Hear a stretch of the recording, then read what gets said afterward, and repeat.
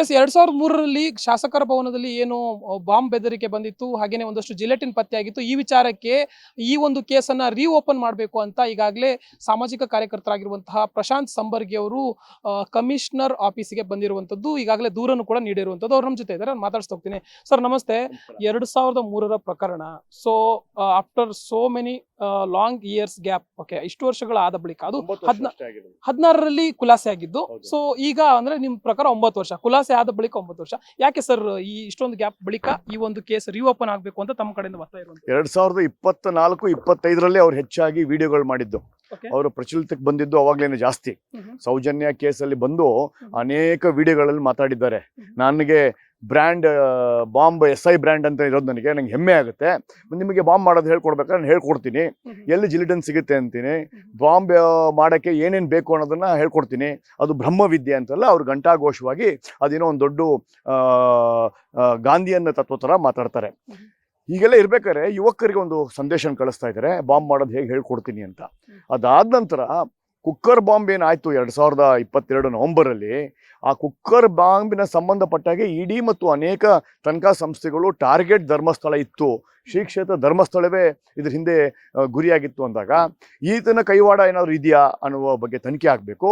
ಮತ್ತು ಈತ ಮಾಡಿರ್ತಕ್ಕಂಥ ಅನೇಕ ವಿಡಿಯೋಗಳಲ್ಲಿ ತಪ್ಪೊಪ್ಪಿಗೆ ಒಪ್ಕೊಂಡಿರೋದ್ರಿಂದ ಆ ತಪ್ಪೊಪ್ಪಿಗೆಯನ್ನು ಕೋರ್ಟಲ್ಲಿ ಯೂಸ್ ಮಾಡೋಕ್ಕಾಗುತ್ತಾ, ಇದನ್ನೆಲ್ಲ ನೋಡಿಕೊಂಡು ಕಮಿಷನರ್ ಅವರಿಗೆ ಮನವರಿಕೆ ಮಾಡಿಕೊಟ್ಟು ಈ ಕೇಸನ್ನು ಓಪನ್ ಮಾಡಬೇಕು ಅಂತ ಹೇಳಿ ಅವರ ಮನವಿ ಪತ್ರಗಳನ್ನು ಕೊಟ್ಟಿದ್ದೇನೆ. ಸರ್ ಈಗಾಗಲೇ ಏನು ಧರ್ಮಸ್ಥಳದ ಕೇಸು ದಿನದಿಂದ ದಿನಕ್ಕೆ ಒಂದಷ್ಟು ಏನು ಪ್ರಚಲಿತದಲ್ಲಿ ಇರುವಂತದ್ದು, ಈ ನಡುವೆ ಏನು ಗಿರೀಶ್ ಮಠಣ್ಣನವರು ಈಗಾಗಲೇ ಸೌಜನ್ಯ ಪರವಾಗಿ ಹೋರಾಟವನ್ನು ಮಾಡ್ಕೊಂಡ್ ಬಂದಿದ್ದಾರೆ, ಹಾಗೇನೆ ಏನು ಧರ್ಮಸ್ಥಳದ ವಿರೋಧವಾಗಿ ಅಥವಾ ವಿರುದ್ಧವಾಗಿ ಅವರು ಹೋರಾಟವನ್ನು ಮಾಡ್ಕೊಂಡ್ ಬಂದಿದ್ದಾರೆ. ಆ ವಿಚಾರಕ್ಕೆ ಪ್ರಶಾಂತ್ ಸಂಬರ್ಗಿ ಅವರು ಒಬ್ಬ ಹಿಂದೂ ಕಾರ್ಯಕರ್ತನಾಗಿ ಹಿಂದೂ ಪರ ಆಗಿ ಏನಾದ್ರು ಕೌಂಟರ್ ಅಟ್ಯಾಕ್ ಮಾಡ್ತಿದ್ದಾರೆ ಅಂತ ನೋಡಿ. ನಾವು ಧರ್ಮ ರಕ್ಷಣೆ ಮತ್ತು ಧರ್ಮ ಇದು ಒಂದೇ ಅಲ್ಲ, ಶನಿ ಶಿಂಗಣಾಪುರ ಆಗಿರ್ಬೋದು, ಅಯ್ಯಪ್ಪ ಸ್ವಾಮಿ ದೇವಸ್ಥಾನ ಆಗಿರ್ಬೋದು, ಎಲ್ಲೆಲ್ಲಿ ಹಿಂದೂ ದೇವರ ಬಗ್ಗೆ ಹಲಾಲ್ ಆಗಿರ್ಬೋದು, ಲೌಡ್ ಸ್ಪೀಕರ್ ಆಗಿರ್ಬೋದು, ಹಿಜಾಬ್ ಆಗಿರ್ಬೋದು, ಧರ್ಮ ರಕ್ಷಣೆ ಎಲ್ಲ ಕಡೆ ಇದೆ. ಬರೇ ಧರ್ಮಸ್ಥಳ ಒಂದೇ ನಾವು ಮಾಡಿಲ್ಲ.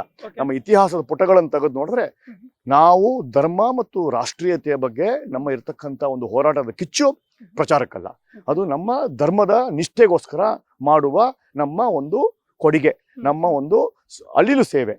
ಅದರ ಭಾಗವಾಗಿ ನನ್ನ ಕ್ಷೇತ್ರ ಧರ್ಮಸ್ಥಳ ಕ್ಷೇತ್ರಕ್ಕೆ ಜನ ಬರೋದು ಕಮ್ಮಿ ಆದರೆ, ಈ ಬಾಂಬಿನ ಥ್ರೆಟ್ ಆದರೆ, ಟೆಂಪಲ್ ಟೂರಿಸಂ ಬಿದ್ದರೆ, ಎಲ್ಲವನ್ನೂ ನಾವು ಅದನ್ನು ಗಮನ ಇಟ್ಕೊಂಡು ಧರ್ಮಸ್ಥಳ ಕೇಂದ್ರ ಬಿಂದು ಆಗಿರ್ಬೋದು, ಅದು ನನಗೆ ಅದೊಂದು ದೇವಸ್ಥಾನ, ನನಗೆ ಅದೊಂದು ಶಕ್ತಿ ಕೇಂದ್ರ, ನನಗೆ ಶ್ರೀ ಕ್ಷೇತ್ರದ ಬಗ್ಗೆ ಅಪಾರ ಗೌರವ ಇದೆ.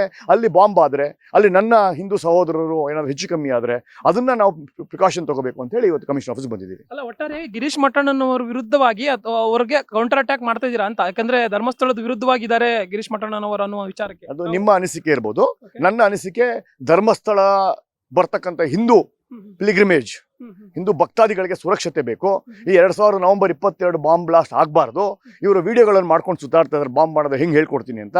ನನ್ನ ಟೆಂಪಲ್ ಸೇಫ್ ಆಗಿರ್ಬೇಕು, ನನ್ನ ಧರ್ಮರು ಸೇಫ್ ಆಗಿರ್ಬೇಕು. ಭದ್ರತೆ ದೃಷ್ಟಿಯಿಂದ ಮುಂದಿನ ದಿನಗಳಲ್ಲಿ ಈಗಾಗಲೇ ದೂರ ನೀಡಿದ್ದೀರಾ, ಯಾವ ಹೆಜ್ಜೆನ ಇಡೋಕೆ ಬಯಸ್ತಾರೆ ಪ್ರಶಾಂತ್ ಸಂಬರ್ಗಿ ಅವರು ಅಂತ? ನೋಡಿ, ಮುಂದಿನ ದಿನಗಳಲ್ಲಿ ನಾವು ಹೋಮ್ ಸೆಕ್ರೆಟರಿನ ಭೇಟಿಯಾಗಿದ್ದೇವೆ, ಕೇಸ್ ಓಪನ್ ಮಾಡಬೇಕು ಅಂತ. ಕೇಸ್ ಓಪನ್ ಮಾಡಿದ್ರೆ ಹೈಕೋರ್ಟ್ಗೆ ಹೋಗ್ತೇವೆ, ರಿಟ್ ಪಿಟಿಷನ್ ಹಾಕ್ತೇವೆ, ಕಾನೂನಾತ್ಮಕ ಹೋರಾಡ್ತಾ ಇದ್ದೀವಿ. ನಾವು ಗಿರೀಶ್ ಮಠನ್ ಹತ್ರ ಮೊಬೈಲಲ್ಲಿದೆ ಅಂತ ಬುರ್ಡೆ ಮಾಡೋದಿಲ್ಲ, ಅಥವಾ ನಾವು ಟಮಟೆ ಹೊಡೆಯೋದಿಲ್ಲ. ನಾವೇನಿದ್ರು ಕಾನೂನಾತ್ಮಕವಾಗಿ ಪೇಪರು, ಪೆನ್ನು, ಪೇಪರು, ಕಾನೂನು, ಅದಕ್ಕೆ notice. We are practical, we are command operation. ನಾವು ಬುಡ್ಬುಡ್ಗೆ ಹತ್ರ ನಾಟಕ ಮಾಡಿಕೊಂಡು ಮೊಬೈಲಲ್ಲಿದೆ ಅಂತ ಡ್ರಾಮಾ ಮಾಡೋದಿಲ್ಲ. ಏನಿದ್ರು ನೇರ ದಿಟ್ಟ, ಬುಲೆಟ್, ಎಲ್ಲದಕ್ಕೂ ಸಾಕ್ಷ್ಯಾಧಾರಗಳು ಇಟ್ಕೊಂಡಿದ್ದೀರಾ? ಖಂಡಿತ. ಆತ ಮಾತಾಡಿರೋದು ಒಂದು ಫುಲ್ ಕಂಪ್ಯೂಟರ್, ಒಂದು TB ಅಷ್ಟು ಮಾತಾಡೋದಿದೆ. ಆತನ ಬಾಡಿ ಲ್ಯಾಂಗ್ವೇಜ್ ಅನ್ನ ಅಂತಾರಾಷ್ಟ್ರೀಯ ಮಟ್ಟದ ಹ್ಯೂಮನ್ ಸೈಕೋಮೆಟ್ರಿಕ್ ಅನಾಲಿಸಿಸ್ ಮಾಡುವ ವ್ಯಕ್ತಿಗೆ ತೋರಿಸಿದ್ದೇನೆ. ಅವರು ಹಿಂದೂ ಸನಾತನ ಧರ್ಮ, ಇವನು ಬಾಡಿ ಲ್ಯಾಂಗ್ವೇಜ್ ಏನು ಹೇಳುತ್ತೆ ಹೇಳಿ ನೋಡೋಣ ಅಂತ. ಅವನ್ನೆಲ್ಲ ವಿಡಿಯೋಗಳನ್ನು ನೋಡಿ ಪ್ರತಿ ಸಲ ಅವನು ಸುಳ್ಳು ಹೇಳ್ಬೇಕಾರೆ ಕಣ್ಣನ್ನ ಅವನು ಎಳಿತಾನೆ, ಕಷ್ಟಪಟ್ಟು ಸುಳ್ಳನ್ನು ಹೇಳ್ತಾನೆ. ಅವನು ಕಣ್ಣನ್ನ ಹಿಂದೆ ತೆಗೆಯೋದು ಮುಂದೆ ಮಾಡೋದು ಮಾಡ್ತಾನೆ. ಅವನು ಬಾಡಿ ಲ್ಯಾಂಗ್ವೇಜ್ ಅನ್ನು ಸ್ಟಡಿ ಮಾಡಿದ್ದೇವೆ. ಮೂಗ್ ಎಸ್ಸಲಿ ಮುಟ್ಕೊಂತಾನೆ, ಅವನು ಎಲ್ಲಿ ನೋಡ್ತಾನೆ, ಯಾವ ತರ ಮಾತಾಡ್ತಾನೆ, ಅವನ ಶಬ್ದಕೋಶದಲ್ಲಿ ಎಷ್ಟು ಪದಗಳಿದೆ ಅಂತ ನಾವು ಲೆಕ್ಕ ಹಾಕಿಟ್ಟಿದ್ದೀವಿ. ಅಷ್ಟು ಇಷ್ಟೆಲ್ಲ ರಿಸರ್ಚ್ ಆತನ ಬಗ್ಗೆ ಮಾಡಿದ್ದೀವಿ. So it is not a targeted effort on only Mathannavar. It's a targeted effort to protect Dharmasthala and Hinduism. Yes sir, thank you. Thank you. Yes ವೀಕ್ಷಕರು, ಇದಿಷ್ಟು ಪ್ರಶಾಂತ್ ಸಂಬರ್ಗಿ ಅವರ ಮಾತು. ಕ್ಯಾಮರಾ ಪರ್ಸನ್ ರಿಯಾಜ್ ಜೊತೆ ಜೋಯಲ್ ಐಗೌಡ್, ರೆಬೆಲ್ ಟಿವಿ, ಬೆಂಗಳೂರು.